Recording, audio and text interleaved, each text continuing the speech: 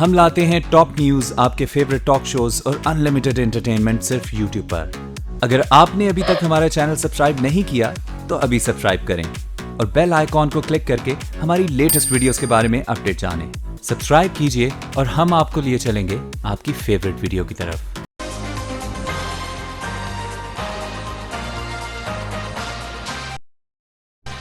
Voice of America کے Washington studios میں خوش آمدید۔ میں ہوں ثاقب الاسلام اور میں ہوں سارا زمان۔ آج کے شو میں پاکستان کا امریکہ کے ساتھ انٹیلیجنس تعاون روکنے کا فیصلہ، اور شمالی کوریا کا جنوبی کوریا میں ہونے والے اولمپکس میں شرکت کا اعلان۔ پروگرام میں اور دیکھتے ہیں اس کی ایک جھلک۔ یہ ہے وائس آف امریکہ کی پیشکش ویو 360۔ غیر قانونی طور پر یورپ داخل ہونے والوں کی زندگی کیسی ہوتی ہے؟ تعلیم کے مواقع کی کمی پاکستان میں لڑکیوں کو لڑکوں سے کیسے پیچھے رکھ رہی ہے؟ آپ ملالہ کو دیکھ۔ اور ملاقات روس کا اعلیٰ ادبی اعزاز حاصل کرنے والے پاکستانی سے۔ مجھے اپنے ملک کا نام سن کے بہت فخر محسوس ہوا۔ شروع کریں گے پاک امریکہ تعلقات سے۔ پاکستان کے وزیر دفاع خرم دستگیر خان نے کہا ہے کہ پاکستان نے امریکہ کے ساتھ انٹیلیجنس تعاون فی الحال معطل کر دیا ہے، تاہم اسلام آباد کے تحقیقی ادارے انسٹیٹیوٹ آف اسٹریٹجک اسٹڈیز میں بات کرتے ہوئے وزیر دفاع نے یہ واضح کیا کہ افغان جنگ میں امریکہ کے لیے پاکستان کی فضائی حدود اور زمین استعمال کرنے کی سہولت ابھی برقرار ہے۔ جو سہولیات ہم نے انہیں دی ہیں وہ ابھی تک جاری ہیں، ہم نے انہیں معطل نہیں کیا، لیکن انٹیلیجنس اور دفاعی شعبے میں بھی وسیع تعاون موجود تھا جو اب ہم نے معطل کر دیا ہے۔ میرے ساتھی خواجہ آصف نے اس جانب درست اشارہ کیا ہے۔ سہولیات ابھی جاری ہیں، ہم انہیں وقت آنے پر اپنے فائدے میں استعمال کر سکتے ہیں۔ وزیر دفاع نے مزید کہا کہ آگے بڑھنے کا راستہ دھمکیوں، نوٹس دینے اور امداد کی معطلی سے ممکن نہیں۔ وقت کا تقاضا ہے کہ دونوں ممالک صاف گوئی سے اور کھل کر تمام معاملات پر بات کریں۔ اس وقت ندیم یعقوب بھی ہمارے ساتھ کیپٹل ہل سے موجود ہیں۔ ندیم، کل امریکی محکمہ دفاع نے بھی مزید واضح کیا کہ امریکہ پاکستان سے آخر چاہتا کیا ہے، اس کی کیا تفصیلات سامنے آئی ہیں اب تک؟ ایک تو میں آپ کو یہ بتا دوں کہ کیپٹل ہل کا جو ویو ہمارے ناظرین اکثر عموماً دیکھتے ہیں وہ آج دھند میں چھپا ہوا ہے، تو میرے پیچھے کچھ بھی نظر نہیں آئے گا۔ گزشتہ روز جو پینٹاگون کے ترجمان ہیں کرنل رابرٹ میننگ، انہوں نے ایک پریس بریفنگ کے دوران کہا کہ ہم نے پاکستان کو بتا دیا ہے کہ وہ اپنے جو سرزمین ہے اس پر جو ٹھکانے ہیں ان کو ختم کرنے کے لیے ٹھوس اور مخصوص اقدامات کرے۔ کچھ اسی طرح کی بات کل ہی جو سی آئی اے کے ڈائریکٹر ہیں مائک پومپیو، انہوں نے بھی کہی۔ انہوں نے یہاں پر جو ٹیلی ویژن نیٹ ورک ہے CBS، اس کو ایک انٹرویو دیتے ہوئے انہوں نے کہا کہ پاکستان کو ہے کہ پاکستان کی سرزمین پر جو ٹھکانے ہیں دہشت گردوں کے وہ قابل قبول نہیں ہیں۔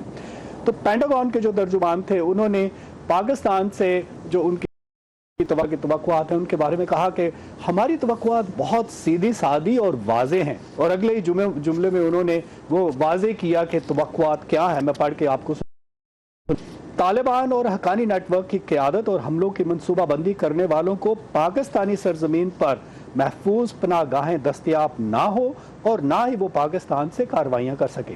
ترجمان نے یہ بھی کہا کہ سن 2017 کے لیے جو کولیشن سپورٹ فنڈ تھا اس میں پاکستان کے لیے جو مختص امداد تھی $90 کروڑ کی، اس کو فی الحال معطل کیا اور اس میں سے کوئی بھی رقم پاکستان کو ادا نہیں کی گئی۔ انہوں نے واضح کیا، وضاحت کی کہ یہ جو کولیشن سپورٹ فنڈ سے جو امداد ہے وہ معطل ہے، منسوخ نہیں ہے، اور اگر پاکستان ان کے خلاف اقدامات کرتا ہے، دفاع اگر اس کی تصدیق کرتا ہے کہ پاکستان نے ٹھوس اقدامات کیے ہیں تو یہ امداد پاکستان کو مل سکتی ہے۔ جی ندیم ہمارے ساتھ تھے ویری فاگی کیپٹل ہل سے۔ Thank you Nadeem for these updates. اور پچھلے 3 سالوں کے دوران دنیا بھر سے لاکھوں افراد بہتر مستقبل کی تلاش میں غیر قانونی طریقے سے یورپ داخل ہونے کی کوشش کر چکے ہیں۔ ان میں ایک بڑی تعداد پاکستانیوں کی بھی ہے۔ اقوام متحدہ کے ادارے انٹرنیشنل آرگنائزیشن فار مائگریشن کے مطابق صرف گزشتہ سال تقریباً 1,72,000 مہاجرین اور پناہ گزین بذریعہ کشتی یورپ داخل ہوئے۔ ان میں 70% تو اٹلی آئے، جبکہ باقیوں نے یونان، قبرص اور اسپین کا رخ کیا۔ لیکن سوال یہ ہے کہ کیا یورپ کی سرزمین پر پہنچ کر ان کی مشکلات ختم ہو جاتی ہیں؟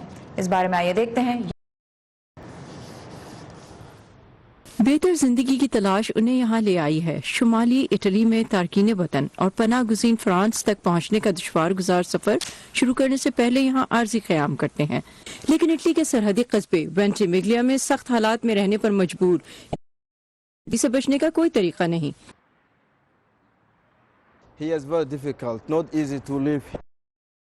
یہاں بہت مشکلات ہیں، پل کے نیچے رہنا آسان نہیں، کیونکہ آپ اپنے آپ کو صرف ایک کمبل میں لپیٹ سکتے ہیں جو ناکافی ہے، اور یہاں بہت ٹھنڈ ہے۔ یہ قصبہ سیاحوں میں مشہور ہے، لیکن وہ جو دریا کی طرف دیکھنے کا تردد کرتے ہیں انہیں یہاں ایک ایسی آبادی بھی نظر آتی ہے جس میں اکثر کا تعلق افریقہ کے صحرائے اعظم سے ہے۔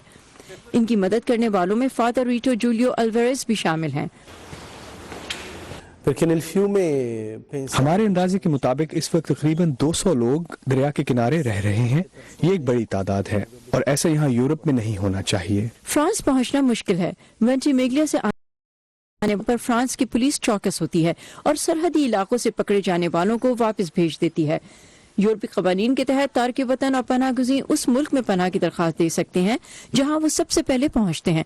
ان میں سے زیادہ تر لیبیا سے کشتیوں پر، ان میں سے اکثر ایلپس کے پہاڑی سلسلے سے گزر کر فرانس پہنچنے کی کوشش کرتے ہیں، جسے موت کا راستہ بھی کہا جاتا ہے، یا ان پہاڑوں سے نیچے ایک موٹر وے کا شارٹ کٹ اختیار کرتے ہیں۔ کہا جاتا ہے کہ ستمبر 2016 سے اب تک کم از کم 11 تارک وطن اور پناہ گزین ان رستوں کے ذریعے وینٹیمیگلیا سے نکلنے کی کوشش میں ہلاک ہو چکے ہیں۔ حالانکہ اٹلی پہنچنے والوں کی تعداد میں کافی کمی واقع ہوئی ہے۔ رات میں یہ کوششیں دگنی ہو جاتی ہیں، جبکہ ٹرین لینے والوں کو واپس جنوبی اٹلی کی بس پر چڑھا دیے جانے کا خطرہ رہتا ہے، جہاں سے وہ وجہ سے نکلنا چاہتے ہیں۔ ان میں بچے بھی شامل ہیں اور ایک NGO ورکر کے مطابق ان کے حقوق کو خطرہ ہے۔ ہم اس پر نظر رکھتے ہیں کہ فرانس کی حکومت نابالغ بچوں کے ساتھ کیا کرتی ہے۔ ان کو فرانس میں داخل ہو کر پناہ مانگنے کا حق حاصل ہے، لیکن بند ہے اور وہ داخل نہیں ہو سکتے، لیکن وہ پھر واپس آتے ہیں۔ ایک قریبی کیمپ 450 پناہ گزینوں اور مہاجرین سے بھرا ہوا ہے، لیکن سال بیکر عالم اس سے دور رہنے کی کوشش کرتے ہیں۔ میں نے 5 بار کوشش کی ہے لیکن کبھی کامیاب نہیں ہوا۔ دوبارہ میں نے پہاڑوں کے راستے بھی کوشش کی، لیکن میں پھر واپس آؤں گا۔ یہ چوہے بلی کا کھیل ہے جس کے ختم ہونے کے امکانات نظر نہیں آتے۔ جان اوونز کے ساتھ صبا شاہ خان، اردو VOA۔ اس رپورٹ میں آپ نے افریقی مہاجرین کو دیکھا۔ پاکستان سے یورپ غیر قانونی طور پر آنے والوں کی زندگی کیسی ہوتی ہے، یہ جاننے کے لیے ہم بات کریں گے 25 سالہ پاکستانی نوجوان ندیم سکندر سے، جو مارچ 2016 میں غیر قانونی طور پر اٹلی میں داخل ہوئے تھے۔ ندیم، آپ طالب علم تھے، پاکستان میں موبائل کر رہے تھے، تو پاکستان کیوں چھوڑا آپ نے؟ پاکستان میں ایک تو نہیں ہے، اور دوسرا جو ہے نوکری وغیرہ ادھر جابز کا مسئلہ بنتا ہے، اور پاکستان کے حالات جو ہیں وہ بھی کافی جو آج کل دشوار چل رہے ہیں، سیاسی بھی اور مذہبی بھی جو بھی ہے، اس لیے میں نے سوچا کہ ادھر کا راستہ لوں۔ ٹھیک، تو 7 ملک آپ نے کراس کیے پاکستان سے اٹلی پہنچنے کے لیے، یہ سفر کیا دیکھا، کیا کوئی ڈر لگا، کیسے پہنچے؟ راستے میں بہت سی مشکلات بھی دیکھی، کافی ٹینشنیں بھی دیکھی ہیں، اور تقریباً ہر وقت جو ہے نا موت کا خطرہ لگا ہوتا ہے، کبھی پہاڑوں پہ، کبھی سمندر میں، کبھی جو ہے نا دریاؤں میں، اور کافی جو مشکلات دیکھی ہیں۔ پانی کی کمی ہے، کھانے پینے کی چیزیں نہیں ہے، سردی ہے، اور دوسرا جو ہے نہ رہائش کا ٹھیک طریقے سے بندوبست ہوتا ہے، مشکلات ہیں۔ تو اس راستے میں آپ رہے کس طرح سے؟ کہیں سر چھپانے کی کوئی جگہ ملی یا کھلے آسمان تلے رہنا پڑا پورے راستے؟ تقریباً زیادہ تو جو ہے کھلے آسمان میں، جنگلوں میں، پہاڑوں پہ، اور جو پرانے گھر ہیں قصبوں میں، ادھر جو ہے نا چوری ادھر رہے ہیں۔ اچھا، اب آپ یہاں اٹلی پہنچ گئے، یہاں پہ لوگوں کا رویہ کیسا ہے آپ کی جانب؟ کیونکہ ویسے تو یورپ میں مہاجرین کے خلاف ایک جذبہ ہے جو ابھر رہا ہے پچھلے کچھ سالوں میں، تو آپ مجھے بتائیے آپ کا تجربہ کیسا رہا ہے؟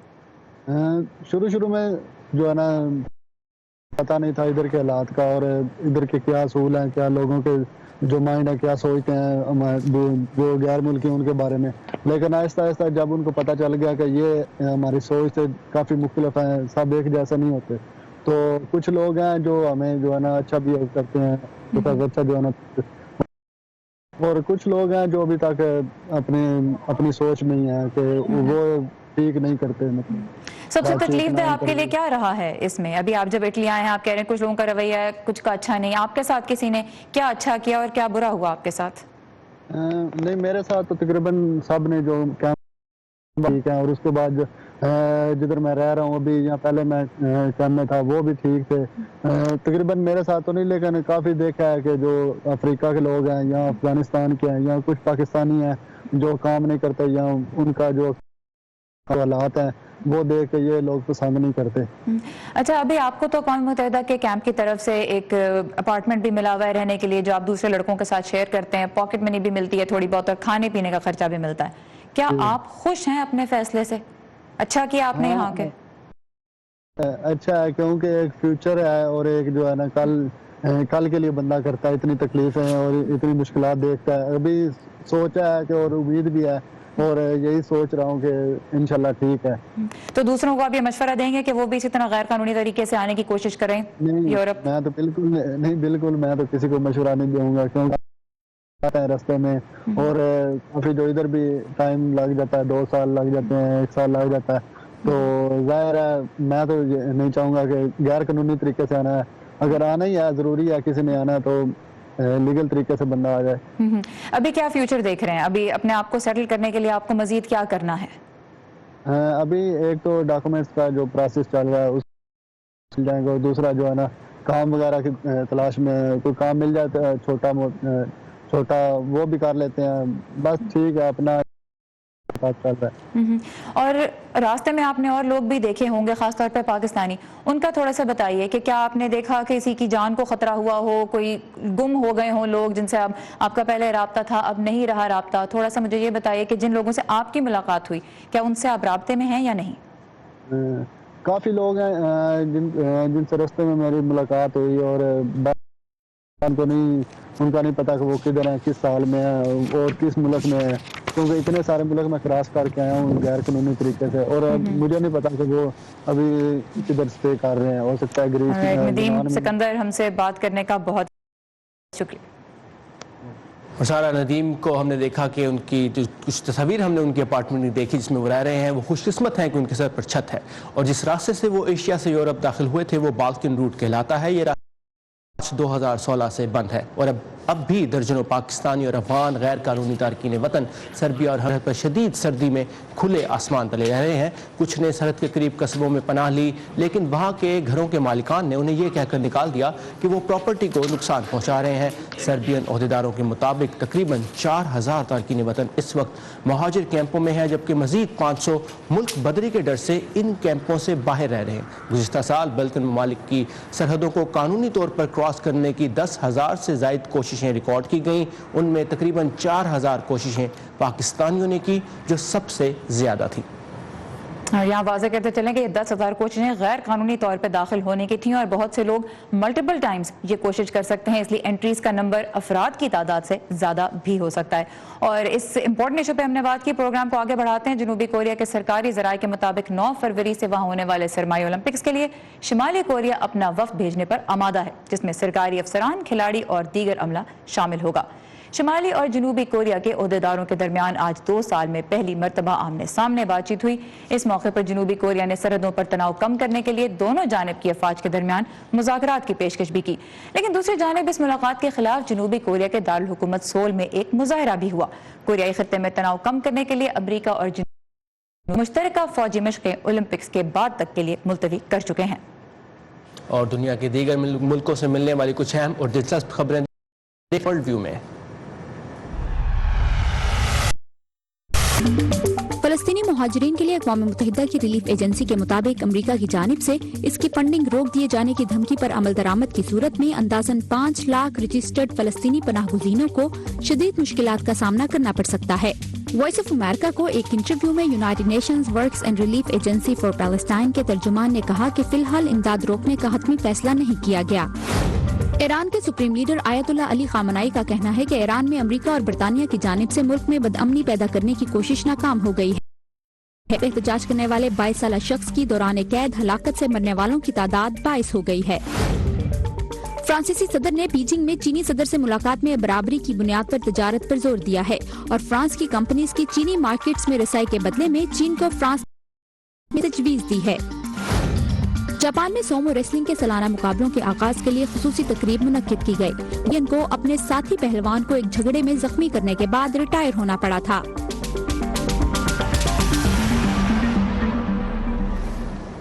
تازہ ترین خبروں کا سلسلہ جاری رہے گا ہماری ویب سائٹ urduvoa.com پر، جہاں آپ کے لیے حالات حاضرہ پر ماہرین کے تبصرے اور بہت سی منفرد ویڈیوز بھی موجود ہیں۔ بالکل سارا، اور شو میں آگے چل کر ہم آپ کو دکھائیں گے کہ پاکستان میں اس وقت 2.5 کروڑ سے زیادہ بچے اسکولوں سے باہر ہیں، جن میں تقریباً 1 کروڑ 37 لاکھ لڑکیاں ہیں۔ کہ بھی 55% بچے 10ویں جماعت تک نہیں پہنچتے، اور ان میں بھی اکثریت لڑکیوں کی ہی ہے۔ اور وہ کون سے عوامل ہیں جو لڑکیوں کو اسکول سے باہر رکھتے ہیں، اس بارے میں بھی بات کریں گے، لیکن پہلے یہ ایجوکیشن بمپر۔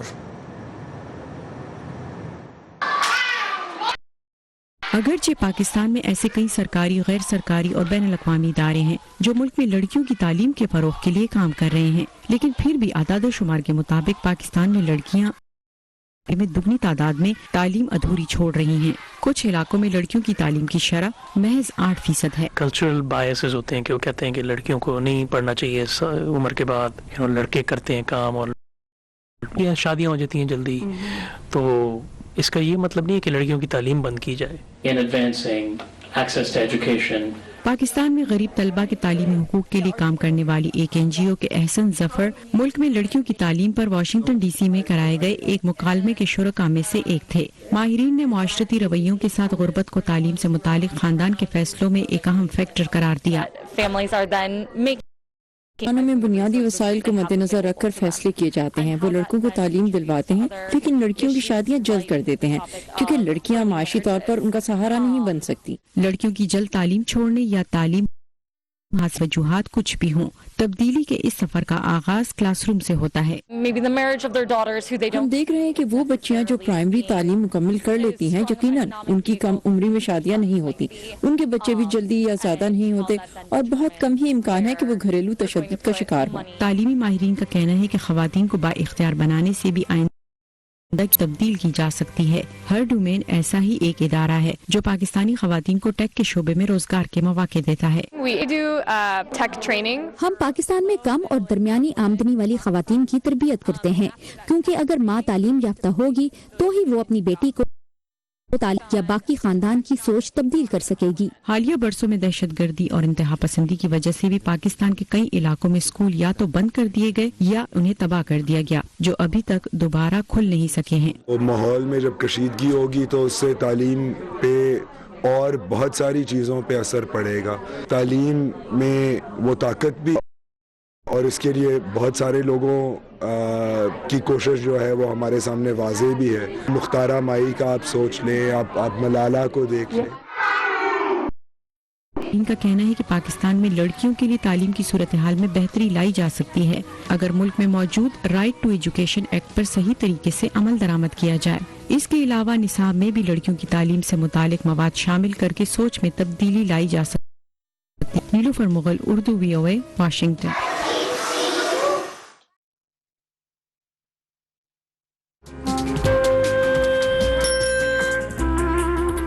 ابا جیسے کروڑوں لوگ جہاں ہر روز ایمانداری سے کام پر لگے ہوں، چاہے وہ دفتر میں ہوں یا کھیتوں میں، سڑکیں ہوں، بارڈرز، کھیل کا میدان یا کوئی انٹرنیشنل سٹیج، پاکستان کا نام روشن کرنے والوں کی کہانیاں کہنے کے لیے ہمارے پاس وقت کم پڑ جائے۔ جب پورا ملک ہی خود یہ لے جانے میں لگا ہو تو پھر دنیا بھر میں اس کا پرسپشن مٹھی بھر لوگ کیوں بناتے ہیں؟ We are almost there, but not there yet. لگتا ہے تو اور کرنی ہوگی ہمیں بھی۔ ویو 360 صرف آج نیوز پر۔ فیض احمد فیض اور عبدالستار ایدی کے بعد ایک تیسرا پاکستانی بھی ہے جسے روس کے ایک اعلیٰ سول اعزاز سے نوازا گیا ہے۔ ڈاکٹر نجم السحر بٹ کو روسی ادب کا اردو میں ترجمہ کرنے پر پشکن پرائز سے نوازا گیا، جو کہ روسی مصنف الیگزینڈر پشکن سے منسوب ہے۔ اور ایک پاکستانی کی روسی زبان میں سے پیدا ہوئی، آئیے جانتے ہیں ان سے اس ملاقات میں۔ 1974 میں ماسکو چلا گیا جی اسکالرشپ پہ، 6 سال میڈیسن کی تعلیم حاصل کی، اس کے بعد ہاؤس جاب اور پھر ریزیڈنسی 3 سال، اور اسی دوران میں نے انٹرپریٹرشپ کا امتحان پاس کر کے سرٹیفکیٹ بھی حاصل کر لیا۔ دسمبر 1985 میں پاکستان واپس آیا ہوں، اور میں نے کچھ دیر یہاں پاکستان میں چند ہسپتالوں میں کام کیا، پھر اس کے بعد کر دی۔ رشین فیڈریشن ہے، اس کی طرف سے جو اسٹیٹ ایوارڈ ہے وہ میں پہلا پاکستانی ہوں جس کو کوئی بھی کسی قسم کا بھی ایوارڈ ملا ہے۔ اس سے قبل 2 پاکستانی ہیں جنہیں سوویت یونین سے ایوارڈ ملے تھے، اور مجھے بہت فخر ہے بلکہ کہ میں اپنا نام اسی فہرست میں اب میرا نام لکھا جاتا ہے۔ سب سے پہلے پیس ایوارڈ، لینن پیس ایوارڈ ملا تھا فیض احمد فیض صاحب کو، اور اس کے بعد عبدالستار عیدی صاحب۔ جب سٹیج پہ مجھے میرا نام پکارا گیا، نجم السحر بٹ، اسلامی جمہوریہ پاکستان،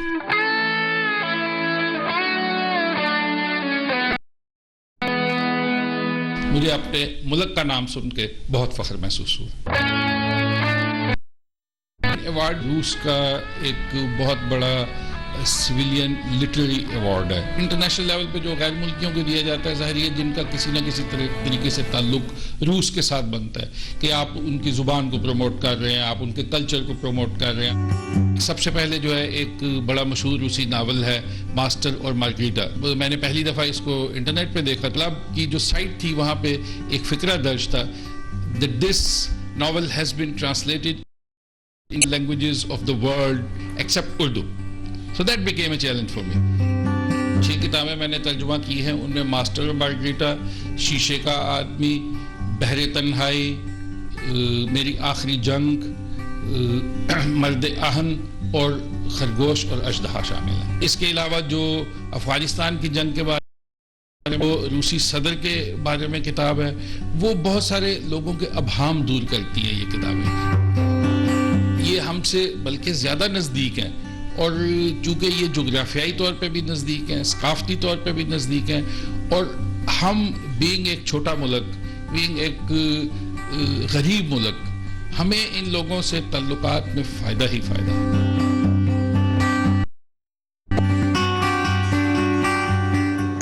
اور پشکن پرائز کے بارے میں بھی آپ کو بتا دوں کہ یہ 1881 میں اسٹیبلش کیا گیا تھا، اور اس کے بعد کچھ عرصہ یہ معطل بھی رہا، نہیں دیا گیا کسی کو بھی، لیکن پھر بعد میں اس کو کئی مرتبہ ری اسٹیبلش کیا گیا۔ اس وقت یہ گورنمنٹ ہے اس کی طرف سے آفیشل طور پہ دیا جاتا ہے، پہلے یہ لٹریری سوسائٹیز کی طرف سے دیا جاتا تھا۔ اور الیگزینڈر پشکن کی جہاں تک بات ہے، جن کا ایک ناول میں نے بھی اردو میں پڑھا ہوا ہے، اور انفیکٹ میں یہ موقع لینا چاہوں گی ڈاکٹر نجم السحر بٹ سے یہ پوچھنے کا کہ جو ناول میں نے پڑھا تھا اس کا نام تھا ذلتوں کے مارے لوگ، لیکن اس سے ملتے جلتے نام کا مجھے آن لائن اس کا انگلش ورژن کبھی بھی نہیں ملا۔ تو سر اگر آپ جانتے ہیں کہ اس ناول کا نام کیا ہے تو پلیز ہمیں ضرور بتائیے گا، اور لوگ جانتے ہیں کہ ہم سے رابطے کا طریقہ کیا ہے۔ بالکل، نجم السحر بٹ جو ہیں وہ ڈیفینیٹلی ہم سے رابطہ کر سکتے ہیں، اور ہم خود بھی ان سے رابطہ پھر سے کریں گے آپ کا سوال کے جواب جاننے کے لیے۔ یہ تھا آج کا ویو 360، آپ سے ہمارا رابطہ قائم رہے گا facebook.com/VOA اردو کے پیج پر۔ سارا زمان اور ثاقب الاسلام کو اجازت دیجیے، خدا حافظ۔